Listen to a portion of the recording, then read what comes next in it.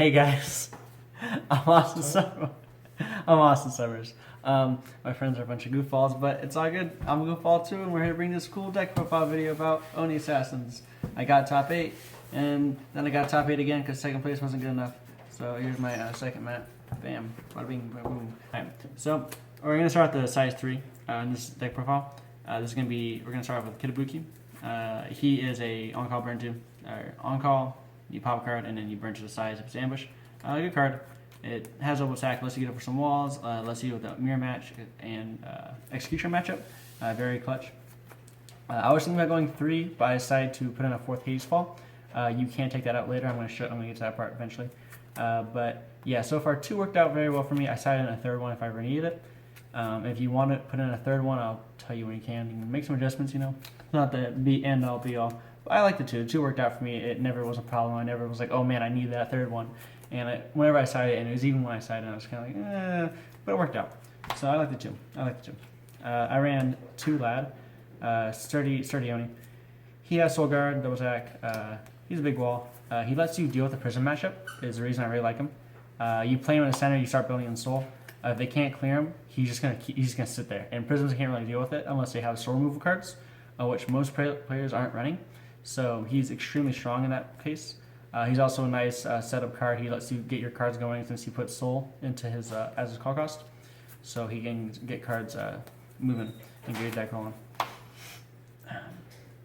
All right, next we have 4 Rashomon. It's the boy. He has 1 gauge, top 3 in the soul, or check top 3, put 1 in the soul. The usual stuff. I'm gonna go over the cards pretty fast, by the way. So I'm just gonna say the names, and I'll let you guys look it up as you go. I'm going to more try to explain the depth of why I run these cards and how they are useful. So it's a nice soul guard body. You can go into it, sit on it for a while. You usually want to put impact soul into this. He's really good for matchups where your opponent has destruction effects. So like in the Thunder and Fire matchup, if they have hidden bombers, you go this, you can protect it. Whereas if you go into like Red Lady, they'll pop Red Lady on impact declaration, and you're gonna whiff your soul, and you're gonna be sad life. Whereas this, you can like you can play around the destruction effects. You're not gonna be a sad boy. So good card's good, and it lets you wall up in matchups. Not very good against penetrate, but you know he's a good card overall, and he has good numbers. And he lets you set up combos, which is always nice. MVP Grill is the Red Lady Oni. She's extremely solid. She lets you loop with this card, and you can basically just loop into these 2 cards. So you get her out, ambush, and when she's caught by ambush, she grabs a card from drop zone, and then puts a card from hand in the soul of any Oni.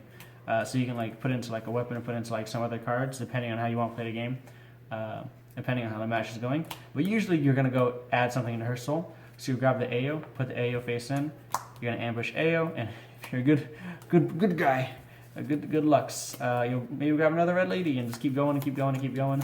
Or you grab an AO and then AO pops off into another AO and you just keep going and going and going. It allows for a lot of defensive plays while maintaining your soul and maintaining your ambushes. It's extremely solid. You'd be surprised how consistent it is because AO checks the top 3 and he puts the rest at the bottom, so he starts filtering. You'd be very surprised how consistent it is. I do it pretty often. And she also lets you set up and grab Onis from the drop zone just by calling her normally. So you can set up plays that maybe have this in the drop zone. So you can grab him, just play him normally, give her soul, and then you're going to start being able to do your combos. Overall, she's a really good card. Definitely a 4 of. She lets you make all your plays go around, which is good time. So I would definitely 4 of her. Next, the other 4 of is AO. He's also extremely solid. Really interesting how he doesn't really have an extra bonus for getting ambush, because he's just so good. I guess when you call him, check top 3, put a soul into an Oni face down.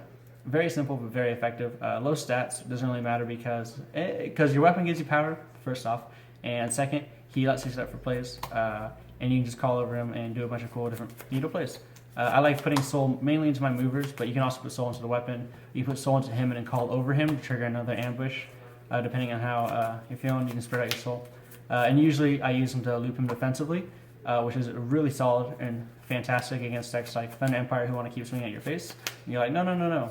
And it basically acts as extra shields. So very good on that regards. Very good defensive card, very good setup card. Definitely a 4 of. Now I want to run up tech of the Weapon Searcher. he's solid. He has a few different things. Mainly, one of, if you want to impact and grab him and put him into the soul of somebody, you can do that and just kind of get your setup going. But you can also call him out mid-battle and then equip a weapon from deck, and then you get 2 extra attacks, which I didn't do, but was an option I could have done. I just usually chose to get the weapon and equip it. But yeah, like during my opponent's turn. But offensive plays, it's pretty solid. So it's something to consider. 2 extra attacks is cool.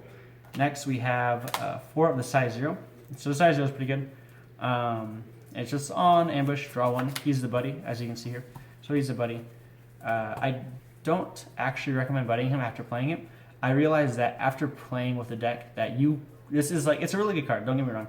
But it doesn't do much for the deck because AO loops, AO gets the combos going, Kuroha gets the combos going, everyone else kind of needed. Whereas he's great, but he's not needed for combos.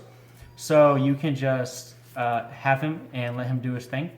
But you can also side him out, take out 1 or 2, and then side in your sideboard size 1s or size 0s in case you need them. So even though he's a buddy, you don't exactly need to max like him. So I probably wouldn't buddy him when I said buddy like AO or Kuroha.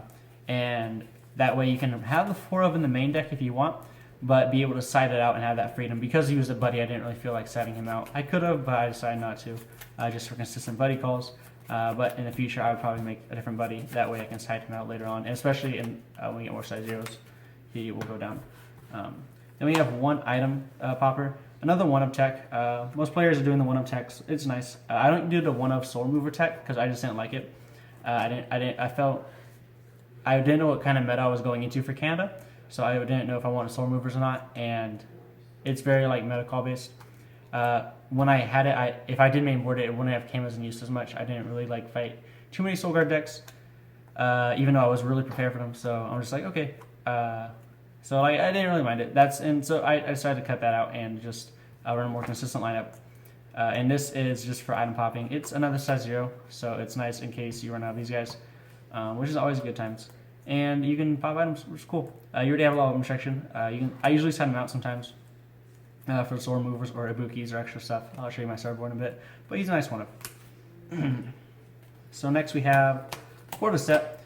Set's good.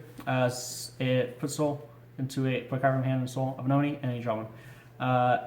If it sits on the field for longer than 2 turns, you're going to build up a amount of advantage if you keep putting ambushes into the soul guys. This is your setup play. Even though once you have 1 on the field, you can't play another one. It's kind of dead. That doesn't matter because you need this card. You don't need it, but when you have it, you are going to gain a lot of advantage, and that advantage is very solid. So I highly recommend maxing it at all times, and it lets you step your plays, which you very much need for the next cards I'm going to start showing you. So definitely a 4 card. Good card. Good card is good. Next we have a really interesting draw spell. It's remove a soul from a card on your field, and then you gain 1 gauge and draw 2. I think this is a new line of draw spells they're starting to do because there's one for Star Dragon World coming out soon. It's very good, very, very, very good. Usually you can get rid of this guy and gauge 1, draw 2, and then call him out, buddy call, and get another draw. What else this does is you can use it with cards like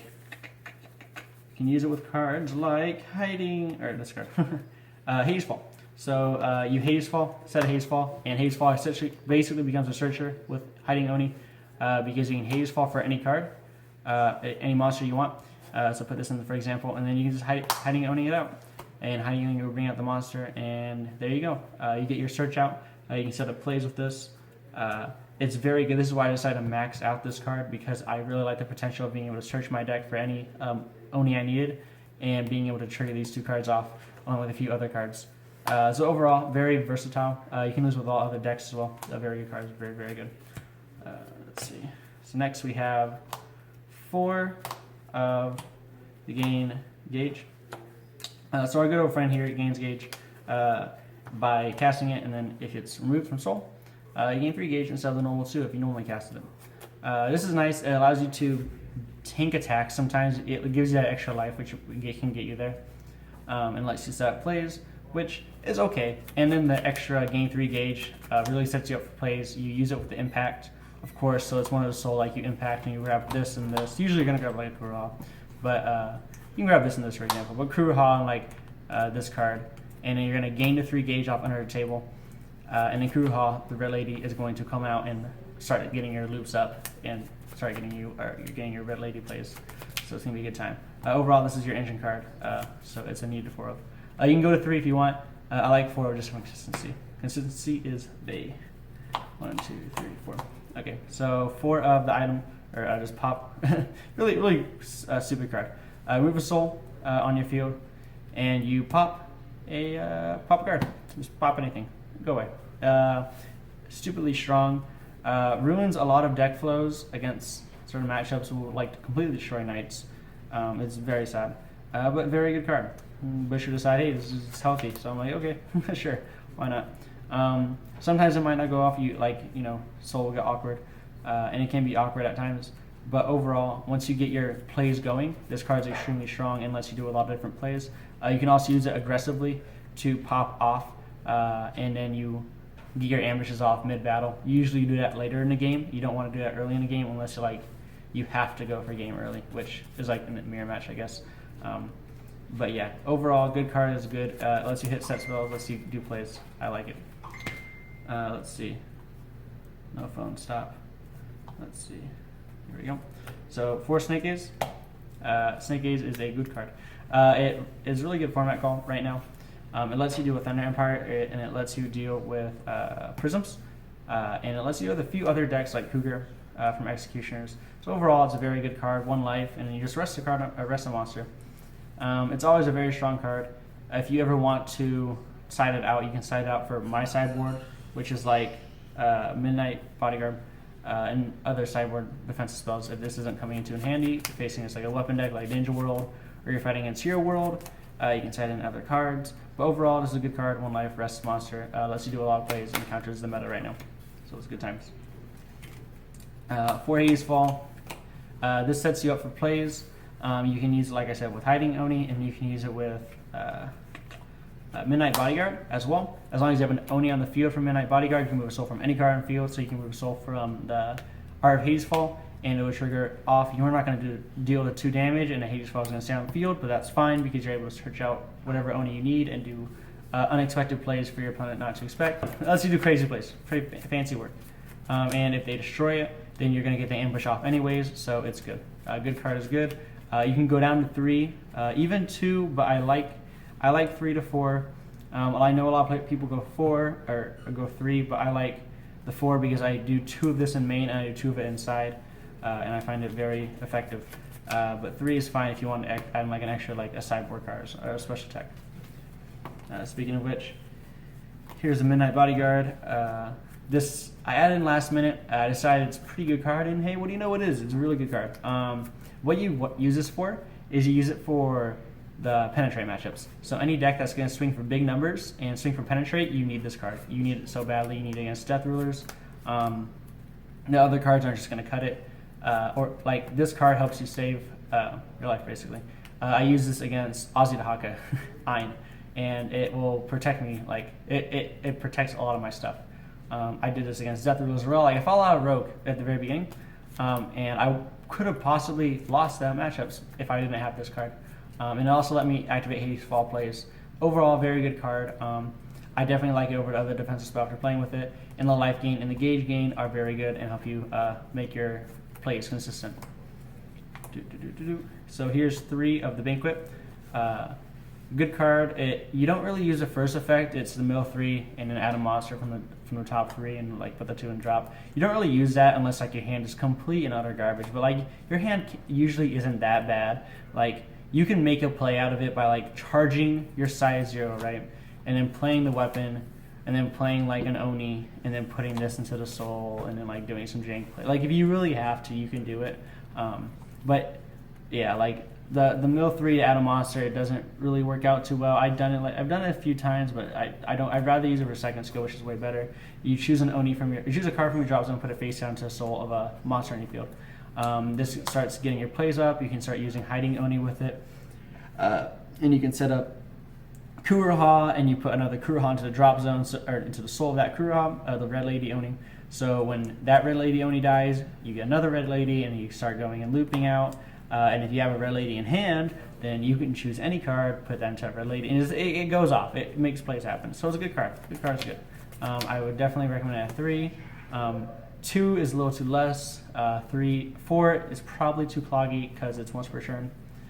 So 3 is a very nice number. You could go 2 if you want to, because again, but you're not going to use the first effect too much if you have to.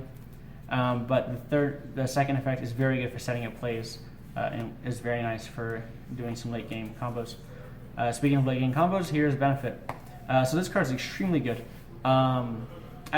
Basically, so you know the card Sneak Attack in the Katana World Oni spell. If you don't, what it does is it removes a soul from a card at counter speed. You can remove a soul from a monster in your field to gain a gauge and remove a soul on any card in the field, I think. The second ability is you cast it and counter speed, reduce damage. Cool. I was using that for a bit, and I saw benefit, and I realized benefit does the exact same thing, but better on all accounts. Because you can play benefit, and then sneak attack is both effects. So you gain 2 life, and you gain a gauge, and you trigger ambushes. So what sneak attack is supposed to do is remove a soul to trigger an ambush and gain a gauge, or reduce by 2 damage. But this will do the exact same thing. You'll gain 2 life, and you'll gain a gauge, and you'll trigger an ambush all at the same time. That way you're not conflicted on either to reduce 2 or to trigger an ambush. You can do all 2 effects at the same time, which is very good. You have to put a size 2 or less in the drop zone, but I only run 4 size 3s, so it's not a big deal. It came in very clutch during practice. I didn't see it too much during actual play, but when I did, it was extremely value. The gauge gets you there. The life is extremely nice, especially against decks like Thunder Empire. If they pop off their impact at 5 and you're at 5, you can counter. You're going to gain 2 life, which means you gain 2 life before the impact deals damage, and then you'll go to like 7 and you'll go to 2 because of the impact. So it helps you survive games, and it's very good against penetrate. If you move a monster to the center, they'll attack that with penetrate, and you pop it off. The monster goes away, so penetrate fades away, and you get ambushes off, and you gain 2 life off it to tank another attack. It's extremely good, very, very good card, especially in this deck that can abuse it so well. I would definitely recommend it as a 2, and you can even go more. 3, 4 is probably a bit too much, but 3 would be very nice if you like 2 as well. I run 3 weapon. I don't like the other weapon too much because I'm pretty sure it's mandatory. Plus, I think you have to like pay a life for it. I'm not the biggest fan of it, and you lose a card from hand just to gain a gauge. The deck already doesn't have too much hand advantage in the first place, unless like you're just snowballing and winning the game. So I'm not the biggest fan of that card. I prefer this card instead. Unless you control the board state. When you call a guy off ambush, you just pay a gauge to pop any monster on your opponent's side of the field. It doesn't matter the size, and you can do it during your turn and during your opponent's turn. Now remember, it's during ambush. You have to go off ambush. That is important to remember. And the plus 1k is very nice. Gets you over a lot of walls. It makes your tiny Onis into big Onis, kind of.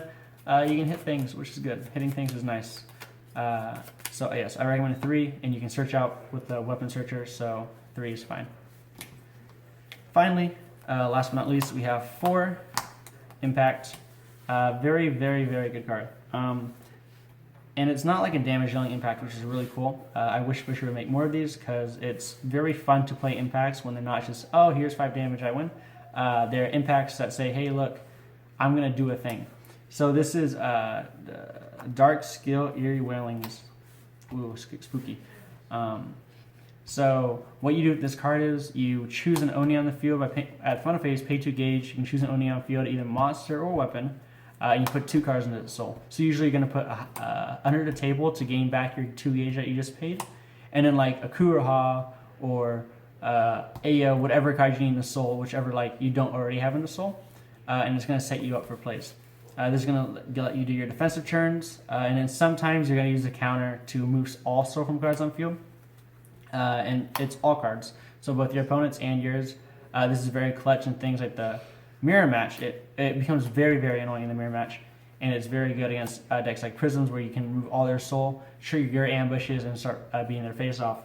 Overall, the card's really strong, and very fun to play with. It lets you do a lot of different plays. You can grab your weapon searcher if you need to. You can grab the item popper if you need to. You can grab some of your tech that's going to be in the sideboard as well. Overall, very fun card, very good card. Definitely a 4 of. You can go 3 if you want to, but I would not recommend anything less than that. I personally like 4, but I can see how it can get cloggy. You have to use it over a multiple of turns, so you can't. Usually, you're not going to play 2 at once, otherwise that's going to be all your gauge. But it will eventually feed into itself, and the deck is pretty slow. So like it's very slow early game. It goes, like it kind of like walls out for a bit, and then you drop your big damage later on. So I find I'm pretty much able to get it off with a 4 of, and it's not too bad. But if it's getting too cloggy for you, 3 should be fine. Anyway, so that's a 60 card deck right there. You need the 60 cards in case you're wondering why do you run 60. You run 60 because if you don't, you're going to deck out. I tried 55, I tried 53, I tried 50. 55 is like okay-ish, but you lose out on a lot of your combo pieces, and you lose out on a lot of utility cards. 60 gives you the utility, it gives you the consistency, and it gives you the combo pieces, and it gives you the ability not to deck out, especially against decks like Executioner, or decks like Black Dragons. You can rush. Yeah, it's still probably gonna deck out against Black Dragons. Let's be honest. But decks like Executioner, where you're both gonna have a very long game because you're both getting a lot of advantage. You need that 60 card deck. The 60 card isn't a problem because your impact is going to remove 2 cards from deck anyways. And then your set spell is going to remove a card from deck because you draw 1, and your draw 2 is going to give you a gauge as well as draw 2, and your buddy's going to draw. Like, you're going to get there. And then Rashomon, his call cost is pick up 3 cards from deck, put 1 into soul, put the rest in the drop zone, so that's extra filtering. And then AO as well filters by checking the top 3, adding 1 to soul, and then putting the rest in the bottom. So overall, it shouldn't be a problem as a 60 card deck. And finally, time for the sideboard here. So I run 1 Ibuki inside. I ran him for the mirror match, and I ran him for any other decks. I just needed that burn damage like Executioner. He's a good one in the side, I found. I sided him a lot. I could have gone a 3rd in main and then have like extra sideboard room, but I didn't really mind it. I do this a lot. If you see my deck list, I always go like add like a main board card in the side and then kind of switch it up. That's just how I like doing it, and it usually works out very well for me. But it has its reasons for it. I use it for specific matchups. I don't just throw it in there for like kicks and giggles. It does help against certain matchups, and it is a double attacker, so it helps you clear walls. So definitely a recommendation of at least adding an extra copy if you don't like max it and main board already, or if you're not like running 3. I run 2 extra Midnight Bodyguard in the side. This is again for like penetrate matchups and other rogue decks that you don't really expect seeing. Now, it's kind of weird to prepare for the rogue decks, but you should always be prepared for anything. You're going to regionals, you're never sure we're going to fight. Someone's going to bust out that Battle Poets like Kevin, and he's like, hey, look at this. Here's my 5 damage. Look at this. Bam. Penetrate. What? And you need these cards to defend against that kind of stuff. I'm going to save that for a bit. 1 Weapon Destroyer, just an extra 1 in case I need it. I didn't really use it too much, but it was there just in case against certain decks. And then I had 2 Soul Remover. You need this for the mirror match. You use this call during the mirror match during your main phase, remove their soul during the main phase, and force out very awkward plays from them. It's really annoying. The mirror match is pretty awful already, but this helps you annoy your opponent during the mirror match. It's very good against stuff like Prisms, to remove double soul, if they don't have a mystery setting in the soul, and then just kind of beat face. Overall, very good card inside. Could have been a main board card, but I prefer it in the sideboard as a 2 of. I feel that I should be able to win the game, probably with a main board anyways. I'm confident in it, so I'm confident in siding in 2 and having my main board be more consistent against other decks rather than trying to just have the extra main board tech. So I went consistency over tech, but yes, very good 2 of. Helps against a lot of decks in the format. Finally, this is my, well, not my, this is the last card of my sideboard. And I got this idea off good old friend Joel Wayne Armstrong, HunterSerge, as some people may know him. It is the Lethal Formation Secret Sword, and then the Vanquisher, Dragon Vanquisher Impact. So basically, the entire idea here is that you set the game 2 against decks like Prisms, Jaeger, the Zodiac deck, Thunder Empire, any dragon deck, Aussie, anything. Is why you side this in, and you basically just play it, pop this little bad boy into the soul, and then when they call a dragon, bada bing bada boom, pay 2 gauge, nullify the call, deal 2 damage. And you can keep doing this over and over again, or as the turns go by. It really annoys it can really mess up your opponent. I did this against a Ball Soleil player in top 2. He called his Ball Soleil. I popped this off, not turn 2, but top 2 last game, and I popped this off. He lost all of his gauge. He couldn't do anything, and I played a second one the next turn, and I got it back from the drop zone, and I was able to pop off again. It's extremely good. You play this against, if you go first against Prisms, and you play this card, they drop their Prism, they're gonna have a hard time recovering. This will win you a lot of matchups. That it's really stupid how many matchups this will just win you by dropping this turn 1 or clearing out their main boss monster and dropping it. It puts the soul face down. This is important because it triggers ambushes. So in case you have multiples and you need to use it for some reason, you can trigger off an ambush if you really have to. Say this is in the gauge, then you can go and grab just ambush and put in a soul and then remove it with a hiding Oni later, or use a midnight bodyguard and move it from here. Overall, it has a lot of versatility. I don't recommend mainboarding it. I know Joel did that. I did not like it because, again, I prefer the consistency of a deck rather than the option of just outright winning matchups game 1, because I can just do that game 2 and 3 and just win those matchups in there, rather than trying to try and win it game 1. I'm already confident enough that I will win the game 1, and if not, I should be confident I'll be able to win game 2 and 3. So I'd rather have the deck consistency against all decks and then sideboard as necessary. So overall, very, very, very good combo. Takes up 4 spots, but that's fine. You're basically just running 4 of this card. That's a 2 gauge, negate the call, and burn 2 on any size of a dragon called. And this will also allow you to do other versatility plays. So and it's fine. It's good. A good time. I definitely recommend, if you are playing Onis, this card is going to be clutch. I definitely recommend siding in your sideboard. It will probably save you a lot of games, especially against decks like Prisms and Jaeger, where they call their big boss monster and you're just like, goodbye, and they're like, oh, well, there goes my gauge, there's all my investments, sad life. So yeah, very good card. So that's it. That's my Oni deck list. I got first place within Toronto here. Here's my Texas mat, and here's my Canada mat. So there's that. That's proof that I did indeed top other event. I'm probably going to go to a few other events, try different deck ideas, and just see how they go, and I'll let you guys know how I do on the rest of events I visit. If you're curious about what cards I use, if you feel that I didn't explain what the cards did, that's fine, I understand. I'm going to leave the link to my first place deck in the description. That's going to lead to the Busher website, so you can look at all the cards with all the effects and where to get them and what set code they are. You can look at every information that you need. And it's going to be all in the description. So check the description. Hopefully I'll get that updated when Busher posts the deck lists for Toronto. And when that happens, just check it out and you'll see all the cards. This is mainly to explain how the deck worked, because I know a lot of people are posting deck videos but not really explaining how the deck works itself. So I decided here, okay, here's how the deck is, and here's how you're supposed to combo it out. Very technical deck, very skillful deck, very hard to play.